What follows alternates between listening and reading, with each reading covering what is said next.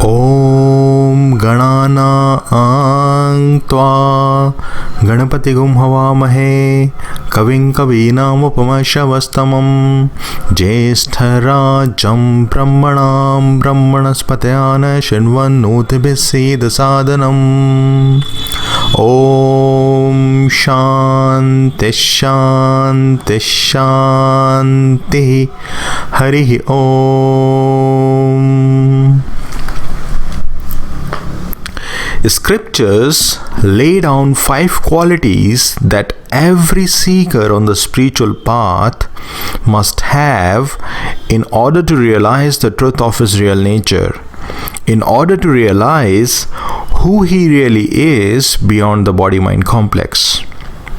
Now allow me to share them with you.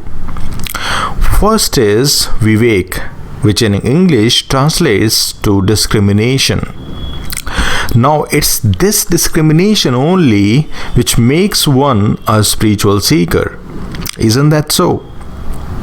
Unless you discriminate between what is real and what is unreal, unless you discriminate between what is eternal and what is ephemeral, you cannot walk on the spiritual path. Discrimination is to see the unchanging consciousness behind this ever-changing phenomenal world of things and beings. Discrimination is to see the eternal consciousness behind this transitory body and mind. Every true spiritual seeker deep down knows that there is something within him or her which transcends this body-mind complex. Though it may not be their experience right now, but still they can feel it.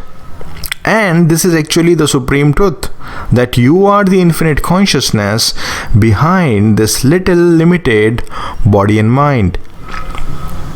Now the second quality is Vimukh, which means freedom from desire. Though the complete freedom from desire can be had only after spiritual awakening, only after enlightenment. But still, if you can remain conscious in your day-to-day life, you can protect yourself from getting into the trap of many desires. Many spiritual seekers mistake basic needs for desires. Now we need some things to protect our bodies, like food, water, clothes, etc. If you are hungry and you want to eat something, that is not a desire. That can't be called a desire. But if you say that your hunger can be satisfied only by having a particular type of food, that is surely a desire. So you need to practice some discrimination in finding out what is your basic need and what actually may be a desire. More often than not, the desire comes to you in the garb of a basic need. So you need to be conscious about it. You need to see what your mind presents before you. The third quality is Kriya Abhyas, which means practice of your spiritual disciplines. Now, whatever spiritual disciplines you practice, be it mantra chanting or meditation, you must make sure that you do that on a regular basis. Doing meditation for one day and then skipping it for 2-3 days won't bear the fruits. Your efforts should be persistent.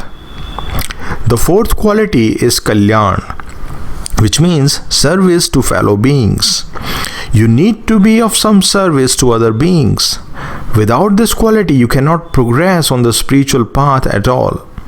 So just make sure that you don't miss a great opportunity of lending a helping hand to whoever needs it. Now here too, you need to practice some discrimination.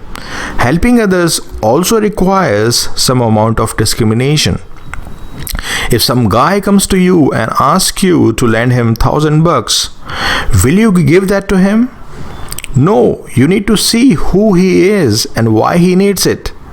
Spirituality makes you like a child and not childish.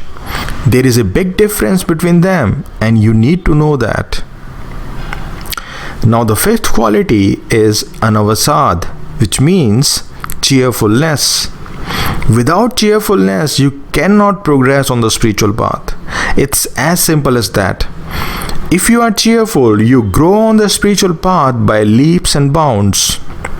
There is no place for seriousness in spirituality. You really need to know that. Many people are under the notion that to walk on the spiritual path, you need to be really serious. No, far from it. Cheerfulness makes you dance your way into the kingdom of heaven, which is present right within you. If you are not cheerful, you will be kicked into this kingdom of heaven by the universe. That's how it works. And cheerfulness is something which you can easily develop within you. And for this, you need to shed the burden of the past and future. Grievances and resentments about what has happened with you, and anxieties and worries about what's going to happen to you are the cause of seriousness within you. So once you recognize this, you will immediately start experiencing that subtle emanation of joy within you, which is uncaused, which has got no reason behind it. And it is this joy which makes you cheerful.